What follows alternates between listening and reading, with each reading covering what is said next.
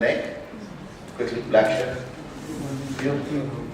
Sir, level 1 is submental, level 1B is submandibular, level 2, 3 and 4 are And level level 5? 5 is Posterior. and level 6 is V. Excellent, very good. Auscultation, no audible bruit. What is a bruit?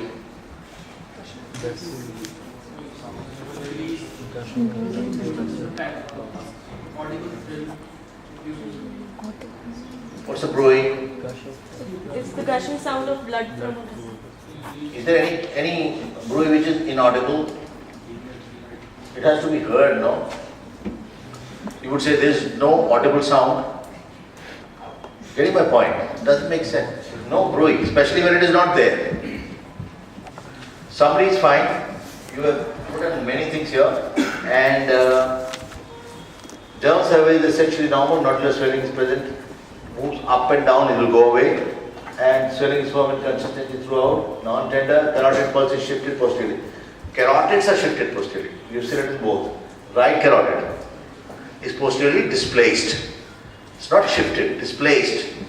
Where did you feel it? It is pushed behind, but you'll still feel it. Can a thyroid swelling, I'm asking anybody, can a thyroid swelling go beyond sternomastoid muscle?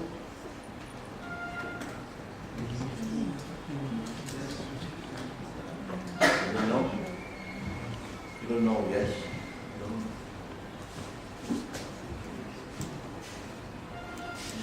I just told you, it is deep to deep fascia which invests the sternomastoid. It just cannot go. Therefore, the statement would be ridiculous. I follow what I am saying, especially those at the back. I told you sternomastoid would be invested by deep fascia, and that will go further up to invest everything, and thyroid is deep to it, so it can never cross. At best, it can push it. So never ever say it is crossed into the posterior triangle under the sternomastoid. It just over the sternomastoid. It just cannot go. It has to be under the sternomastoid. Clear?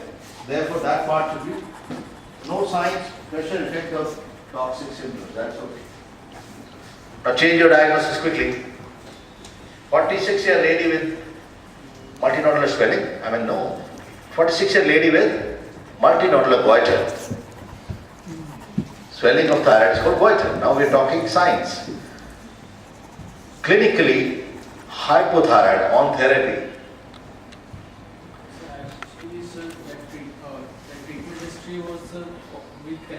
Again checked it from the history. She gave a false history of the treatment. She didn't. We asked her, were you taking any anti-thyroid drugs? I'm just talking about what you've written. If you had written this, then the inference I would be. believe that line of taking levothyroxine look forward to that. Because actually there are a few things which if you showed the eyes you would have seen. She's got a positive Stelvec sign. She's actually toxic. What is Stelvec sign? Stelvec sign? Infrequent blinking. How do you do that test?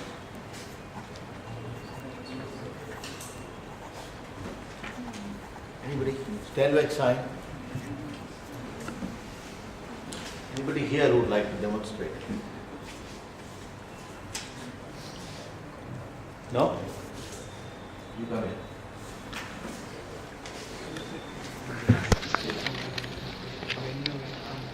Now watch. We have to be at the same level, but I have to show you, otherwise you won't see anything. Now, I am supposed to be in front. You are in front, so that they can watch. What am I doing? First of all, I have a journal survey. That person is not anxious, which is common. And then, I'll get down to the level of his eyes. So we are eyeball to eyeball. And we don't go too close. We keep a distance of about 50 to 60 centimeters. I'm showing you all 6 of them, and it will take me 2 minutes to watch it. All signs. They are always asked. So now what do? I just look at him, and the first step is to fix the head in all tests. Now I'll look at him and we look for the blinking, basically stare. and the person who blinks first is normal. That doesn't mean you start blinking. You want to rule yourself out of it. The whole idea is, when there is a bit of exophthalmos, they don't have to blink, so they can see without it. And blinking stops also because of the retraction of upper legs. You true? Which muscle? Mueller's muscle. LBS. And also Muller's muscle. Mueller's muscle. That is about Stellweg sign. So Stellweg sign in this case is negative. And I am not surprised. The second thing is, I have to warn graph now. What do? Same position. I bring my finger. Don't bring it from, paradise. That's what you people do. Now see. It's not like that. It's very common. You just bring it in front, and that's, keep looking at the tip of my finger. And I'm very simply doing all the tests in one go. I look for wrinkles. They should be present. If I don't put my hand, then his head can go up. Therefore, I have to put my hand. So there is absolute wrinkles on the forehead. That is a Joffre sign, which happens due to deposition of mucopolysaccharide. Okay? I settle down, then I go on another axis. Very nice. Come to the center, next. Up. So there is no lid line. One graph is negative. I am still there, I have not moved. He's looking at my finger, and I'll ask him to keep looking at the tip. And I can see the convergence is fine. Moebius is over. I finished all my signs from front. And then I move the nephritigus, sit there. For nephritigus, what will I do? I actually need to see whether there is exophthalmos. So what do? I extend his neck and I come in line with the supraorbital ridge. I should not see the cornea. Thank you. These are the 4 signs which you demonstrate. And there is no rocket science. I don't know why does it continue to cause problems. Stellweg is the first sign that you will notice. Von Graff is the second. Joffre is third. Moebius is fourth. Nephritigus is fifth. And there is complete ophthalmopathy. There is a severe thyrotoxicosis. So from mild thyrotoxicosis, Stellweg, Von Graff. Joffre for moderate, and of course Moebius partly, but nephritigus would be very late when the muscles undergo atrophy or hypertrophy, or they are affected, dystrophy. Anyway, so clinical signs are very important for the patient with thyroid swelling, because that is what decides whether you clinically are in a position. Now, 46-year lady with multinodular goiter, or you clinically in a position to make a diagnosis. That is why it's important to demonstrate all the signs. Probably benign with retrosternal extension. So when I am giving a diagnosis of thyroid swelling, I must mention the age, I must mention the sex, the gender. I must mention that it's solitary thyroid nodule or multinodular goiter. I must mention whether it is toxic or not. I must mention whether it is benign or malignant. And I must mention if there is a complication like retrosternal extension, pressure on trachea, blah, blah, blah, everything. You getting my point? These are the points in your diagnosis. What is a solitary thyroid nodule? You don't know?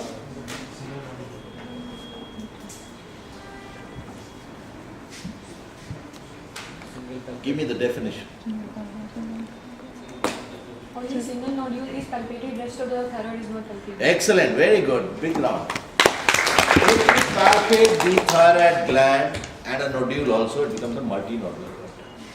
So the only nodule palpable with the rest of the gland not being palpable is a solitary thyroid. And naturally, if there is more than one nodule or the gland is palpable, it is multinodular goiter. Because the normal goiter is never repeat again, never palpable. It has to be a goiter. So solitary thyroid nodule versus multinodular goiter should be absolutely clear in your head. Now that's the diagnosis. So in this case, 46-year lady with a multinodular goiter, the problem here, clinically, if you say euthyroid, then you have to get out of that scenario. Firstly, I think she's hypothyroid, but we need to examine again. Probably benign with retrosternal extension. Now, most of the things are covered. How do you approach it now? Can it go? Meanwhile, if you finish, that's like your classical thyroid case, which is multinodular goiter. What do you do next? Now, why do you say it's a multinodular goiter? I'm not getting into that. Why do you say it's a thyroid? I'm not getting into that. I already covered that. Why do you say it is toxic? I'm not getting into that. I've covered that. Now, we are going to quickly, within 15 minutes, finish thyroid from head to toe. So be alert, it will happen fast. What is the next step? You do investigations too? Loudly, all of you. Support the diagnosis, stage the diagnosis. Excellent. I don't know what you said, but that's good. Now, investigations to confirm the diagnosis, to support the diagnosis, to stage the decision to treat. Why did I say it is mandatory to mention the age? Because age is a risk factor. Why did I say it is mandatory to mention the gender? Gender is a risk factor. Why did I say you should mention solitary or multinodular goiter? That's also a factor. And why did I say about the complication or the added problems? Because that will decide what kind of a treatment, importantly, what kind of investigation you will do. How is age a risk factor? We have various methods various risk stratification criteria that we use. You have the lights on here, Amit?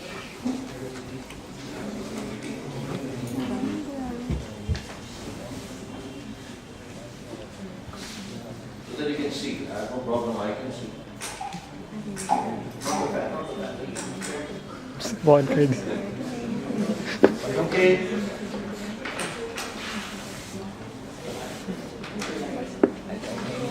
Well, here, if you can see, I'm fine. Can you see?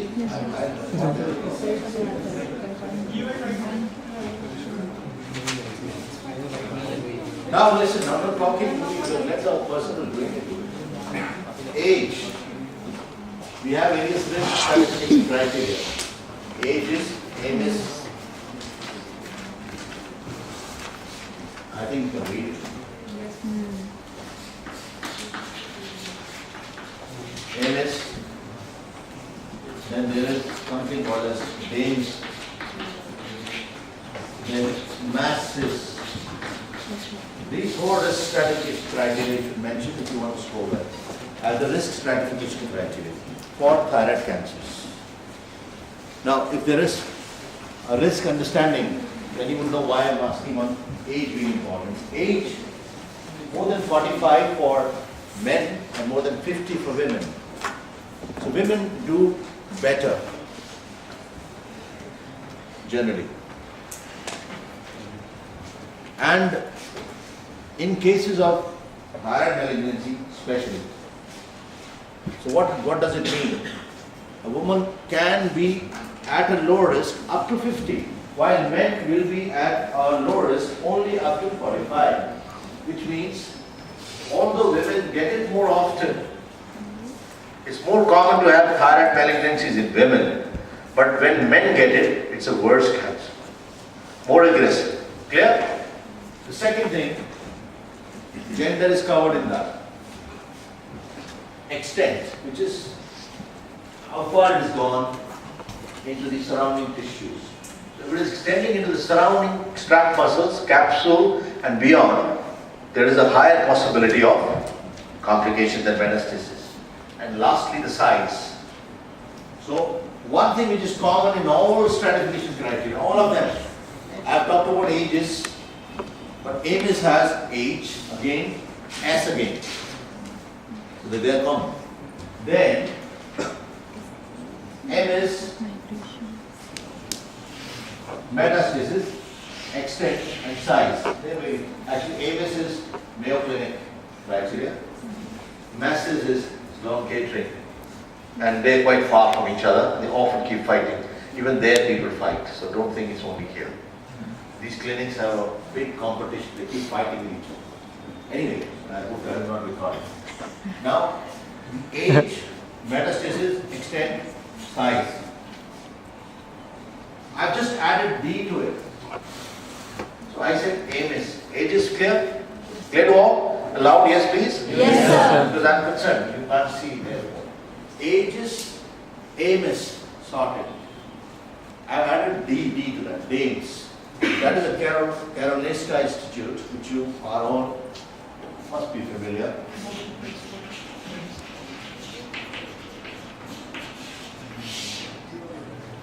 Karolinska Institute, they added DNA ploidy, DAMES. They add DNA ploidy also. So everybody has their own system. And then you have masses. Masses unfortunately is only after surgery. Today I am in the class, I'll come back. Results in my room only, so I'll take it personally. So when I'm going to come into the room, I'll call you. Okay? The principal is back. So I got a call in the class. So. Now coming to masses, please don't talk. These things will happen. So ages, AMS, days. Finished? Masses now. Masses is clone catering criteria, which we use most commonly, but there is a problem there, which you will tell. M is same, metastasis. Age is same. C is completeness of thyroidectomy. Completeness. I is invasion. S is size. So what is the problem? Can anybody tell me? Good. You can only find out after surgery. So this cannot be used before surgery. It is only later. So it is useful only for adjuvant treatment. But you can't plan it beforehand. Others are all beforehand. The Mayo Clinic one, that is AMIS, you can know beforehand. High risk, low risk, etc. That's very good. Thyroid, especially thyroid cancer, especially the risk stratification plays a very significant role into how much surgery you are going to do. Because thyroid cancer is one cancer which is actually the best cancer. I don't know if there can be a best cancer, but that's to make you understand. If you ever were forced into wishing somebody some cancer, that is, you would say pulmonary cancer of thyroid. Please remember that. So there you talk about 20 years survival. So 20 years survival is how you calculate. Don't wish anyone that. But suppose you kind of told one wish and this has to be one of these. You can say, okay, this is fine. They live a normal life. Therefore, a lot of people feel it's a cancer which is almost benign. Why should we do an aggressive treatment? Because they don't die of the disease. So they should die of the treatment.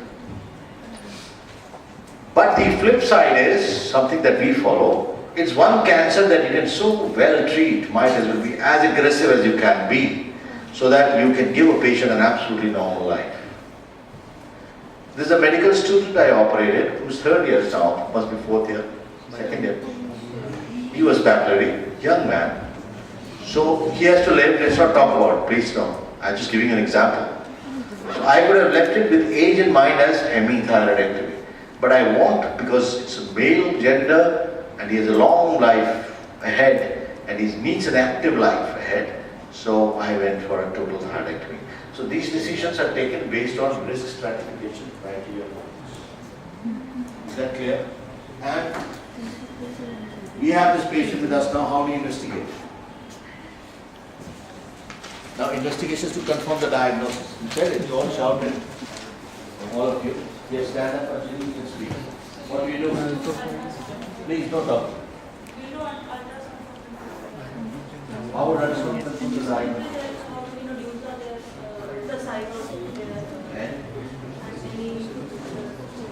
Remember, ultrasound will never confirm any diagnosis. Whenever you say confirmation, it has to be cytological or histological. Not next step. I've taught this. She guided definitely. You can speak.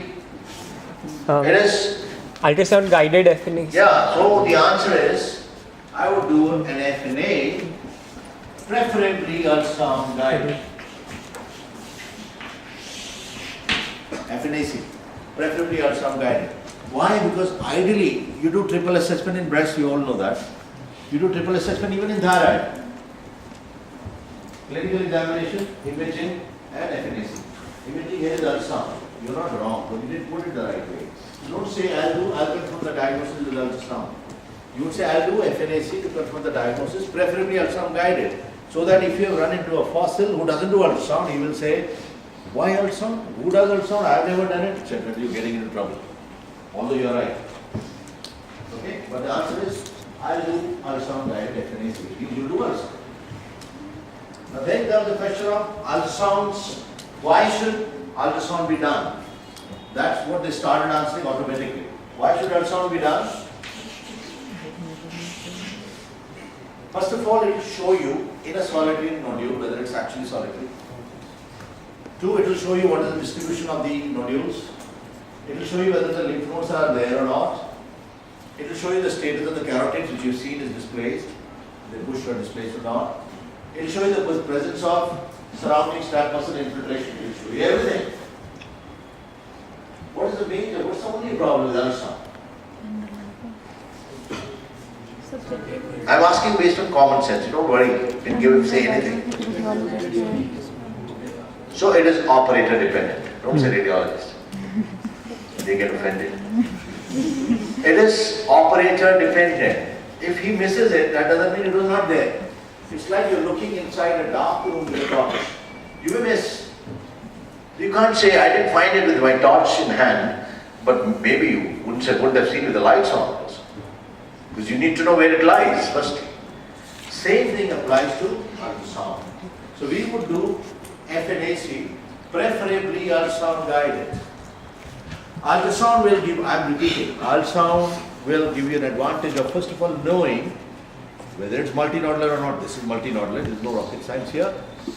Which nodule will take an FNAC from? You've done an ultrasound, which nodule will take the FNAC from? Okay.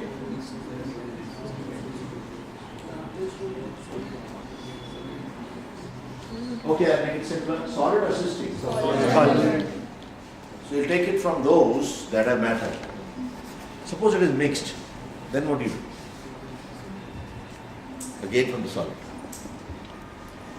Why not from the cystic part? It's degenerated part, so you will find nothing there. So from the solid part, you take an FNA. Ultrasound will show you which is the solid part. What are the features of a lymph node being metastatic on ultrasound? I have taught this. Last row. Anybody? Yes, you. No? What a shame. I have taught you regular in the class. The shape of the Yes. Once investigation, the shape of the lymph node is changed. The size of the lymph node is deranged. You're fine. Carry on. The capsular Shape of white. Capsular involvement will be seen. How? I'll tell you. See, the normal lymph node is oblong shape. It's not spheroid. And this is the shape. Normally you say bean shape, right? And bean shape is, this is, okay, so far, bean shape, which is also kidney shape. The rest of the joke, you know, so I took the weight out of it. So, the bean shape is not exactly like a bean. Bean shape is kidney shape and kidney is bean shape. Both like each other. If it is oblong and there is central necrosis, it becomes spheroidal. That's why the shape changes. One is the lymph node changes its shape from oblong to spheroidal because of central necrosis. Anything which is oblong, if you fill it in the center, it will become spheroid. So first thing is the change in the shape. The second is there is a capsule around the lymph node which is breached. Usually when you look at the ultrasound with the capsule intact, it looks like a halo. You know what is a halo? That's a glow around the head of angels. So you see the capsule as a halo. It's called halo sign. In a valid metastatic node, this would be gone. And thirdly, I hope you are able to understand what I'm saying. This was the original shape. Clear? Yes or no? Yes, sir. Visible? Say loud, yes? Yes, sir. Last row especially. And I'm filling it up here. It has become thyroid. And now I've got something filled in the center which is necrotic. That will be hypoechoic area in the center. So these are the 4 points. I'm repeating. The shape changes from oblong to spheroidal. The halo sign where the capsule is infiltrated. There is central hypoechoic area which is necrosed area. And there is a fatty hilum. The hilum has lots of fat, otherwise it gets lots of blood vessels. So that will be another feature. So these are the 5 features which should indicate on ultrasound direction that is the lymph node. You look for the gland and then you have an FNAC done. And based on the FNAC, the management would vary. So that's how you investigate to confirm.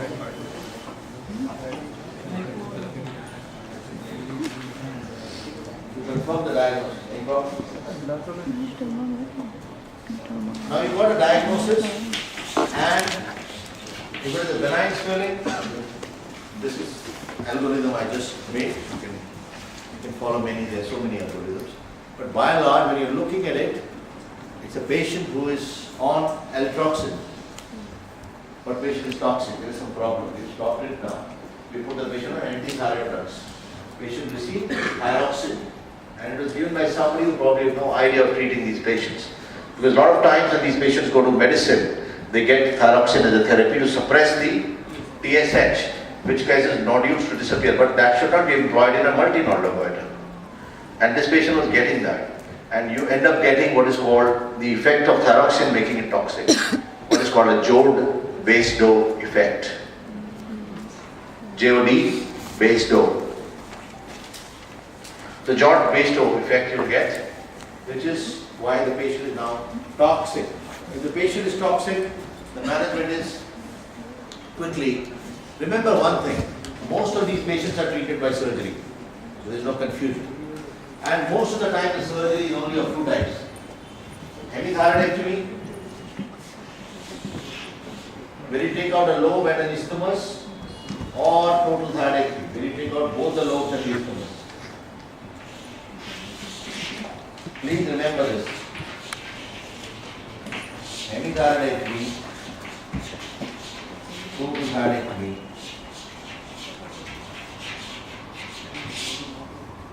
Clear? Hemi means don't be dull, quick. One lobe plus isthmus. Total? Both lobes plus isthmus. Good. Now, when do you do near total? There is no subtotal now. What is subtotal thyroidectomy? You get taught. Sorry? What is subtotal?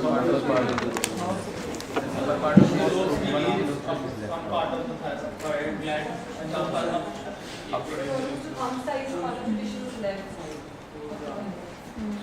Subtotal thyroidectomy is defined in your books as removal of the whole gland, leaving behind roughly 8 grams, which roughly is the thumb size. They did not mention whose thumb. And the other interesting thing is how do you measure 8 grams? Weigh the patient before surgery and after surgery. It's ridiculous, it's absurd. Nobody does it. Subtotal thyroidectomy has got many risks, many problems. Why were they doing subtotal thyroidectomy? I'll tell you the reason. Subtotal thyroidectomy was being done to prevent injury to the rectal and meningeal nerve and the parathyroid glands. Because, as I said, it's not such a deadly disease that you should give somebody the morbidity of permanent hypocalcemia and hoarseness of voice or tracheostomy. There can be so many complications. But that cannot justify doing less job. subtotal thyroidectomy is mentioned to be forgotten, to be ignored, to be not done. They were doing it in the past because it was believed that if you do total thyroidectomy, you are more likely to damage the recurrent nerve and parathyroid glands. And therefore, the term that was used was, don't try to see it.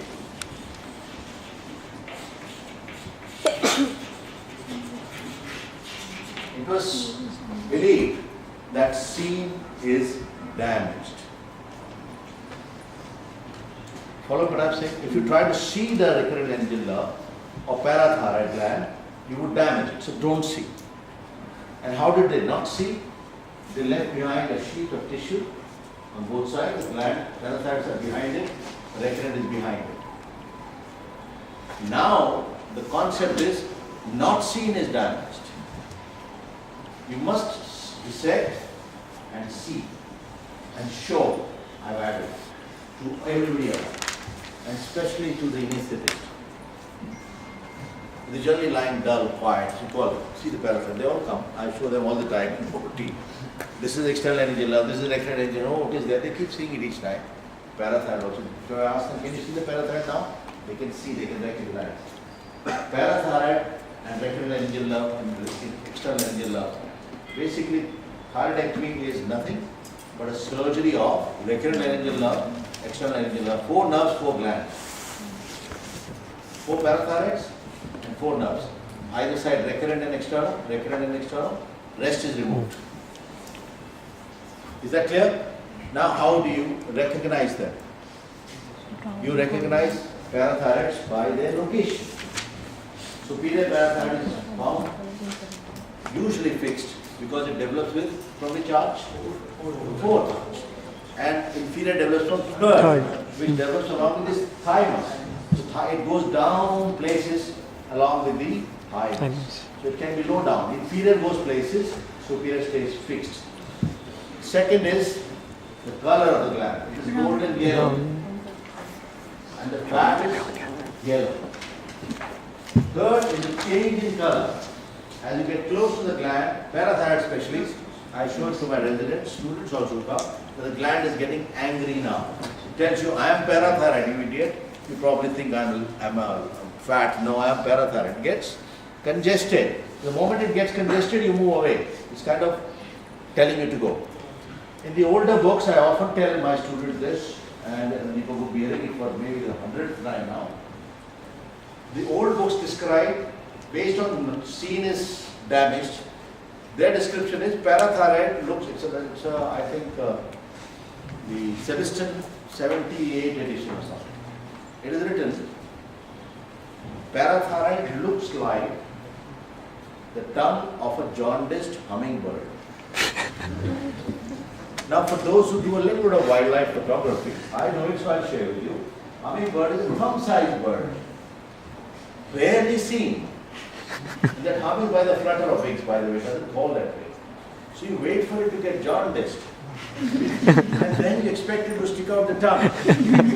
Then you look at the color of it. That's how parathyroid looks. That is a polite way of saying, forget it, you will never see it. Now it is different. We look for the glands specifically at the spot, by its color, by change of color, and importantly, a sentinel pad of fat. Sentinel means a guard.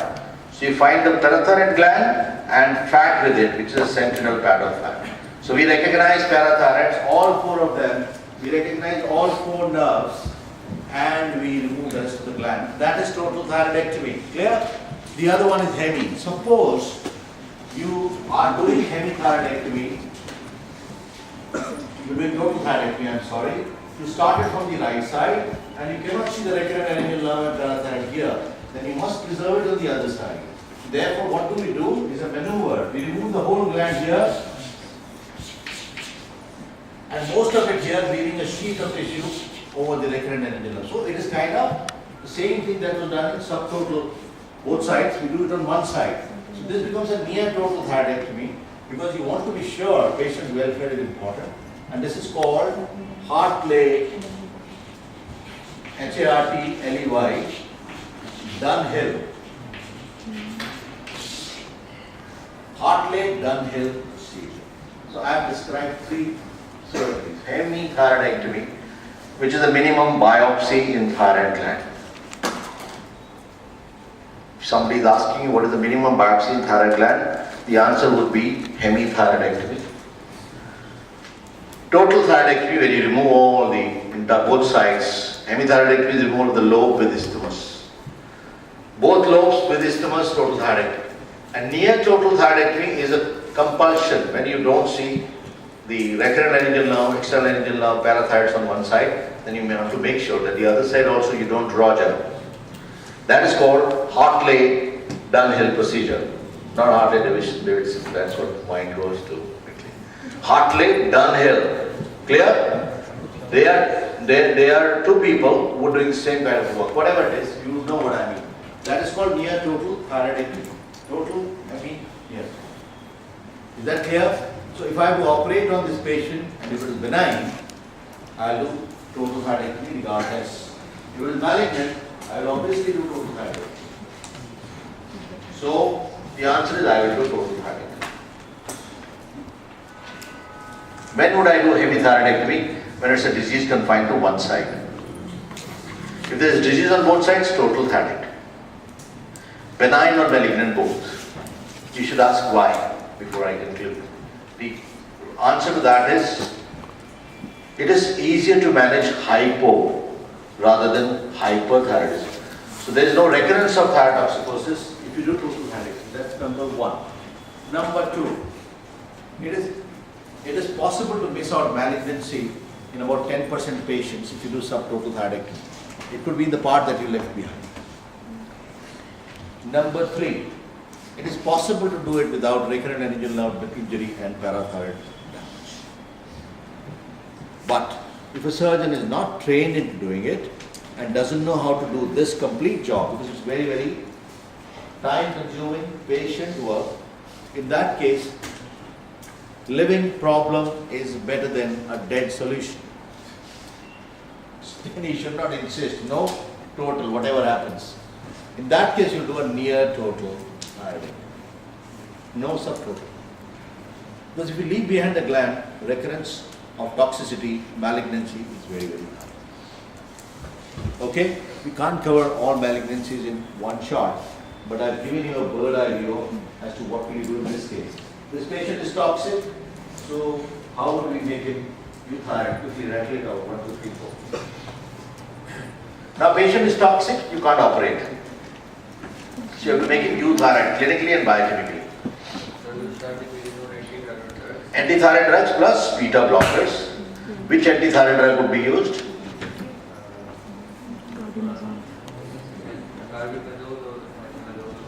Either of them, which will be used. What is their side effect? What is one important thing you should do before you start? Anybody? Yes, somebody was right. Aplastic anemia. So get the complete blood count before you start. And you would put the patient on neomycosome for 4 to 6 weeks and get a baseline thyroid function test. So when I was talking about investigation to confirm the diagnosis, it will be ultrasound guided FNAC and thyroid function test, of which TSH is the most important. Once we have done that, we do investigation to make the patient fit for surgery. Patient is not fit for surgery. You've done TFT and you find TSH is in toxicity is high or low? Low. Good. So it's low. So what will you do? You put the patient on anti-thyroid drugs and beta blockers. Beta blockers block the receptors on which thyroxine acts. So they are immediately controlled. Otherwise there is a risk of thyrotoxic crisis, thyroid storm as they call it. So you have to build up the patient, prepare the patient for surgery. Next, you can add sometimes glucose iodine, which you read in your book. So people ask me regularly, so I'm telling you, I don't use it. It is potassium iodide. What does it do? It kind of constipates the gland. Reduces the blood supply and reduces the release of thyroxine. But if you keep it for more than a week, then Jod has to again. So you have to prepare it in such a way that you put the patient on glucose iodine within a week of surgery. Am I clear? I'm winding up quickly. Once the patient is clinically and biochemically euthyroid, patient is taken up for surgery, and surgery, because it is bilateral, will be total thyroidectomy.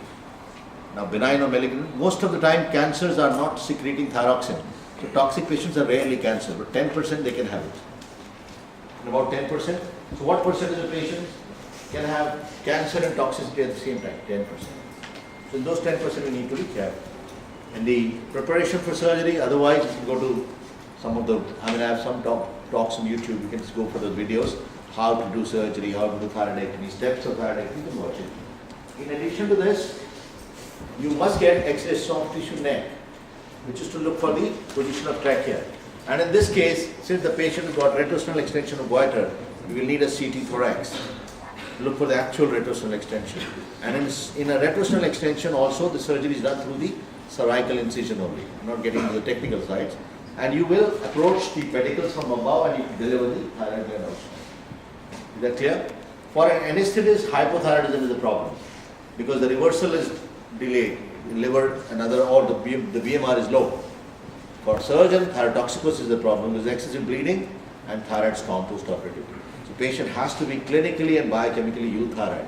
After the patient has been made euthyroid, we'll do the surgery as we have discussed in the past. Any questions? Now, it is papillary carcinoma, total thyroidectomy. Medullary carcinoma, total thyroidectomy along with central compartment neck dissection. Follicular neoplasm, because FNAC cannot give you the diagnosis of follicular carcinoma. Why? So what is missing? But papillary it can tell you. Follicular is based on capsular. Yes, the follicular is based on capsular and vascular invasion. So that cannot be seen on FNAC. Papillary you can make a diagnosis. What do you see in papillary?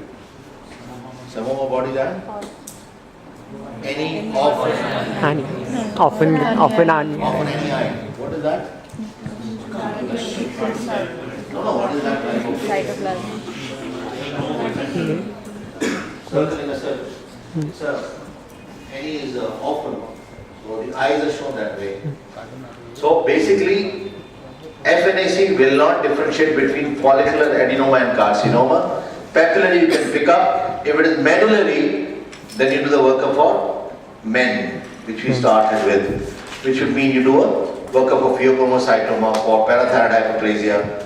For everything, you'll have to then do ultrasound neck, 24-hour catecholamines, calcitonin. So the work would vary. Based on FNAC, everything would change. Any questions? How will it confirm follicular carcinoma? Speak loudly.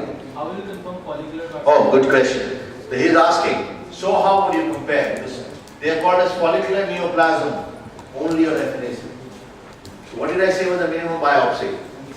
So you would take these patients up for hemithyroidectomy. Ask another question. If it is on both the sides, then what do? Then it doesn't matter. I have to do total thyroidectomy. I'll know after surgery. Follicular is not so much known to go to lymph nodes, but it does go. Follicular is mostly related to the endemic goiter where there is a TSH variation, iodine deficiency. Papillary is more common with radiation exposure, the history that you did not take. Okay? How could you goof that up? I've taught you low dose 20 centigrades, age less than 20. Low dose radiation is the factor in papillary. Now, thyroid cancer, you always take that history. In papillary, you do total thyroidectomy anyway. If it's a low risk case, elderly individual, it's based on risk stratification. Some people do hemithyroidectomy.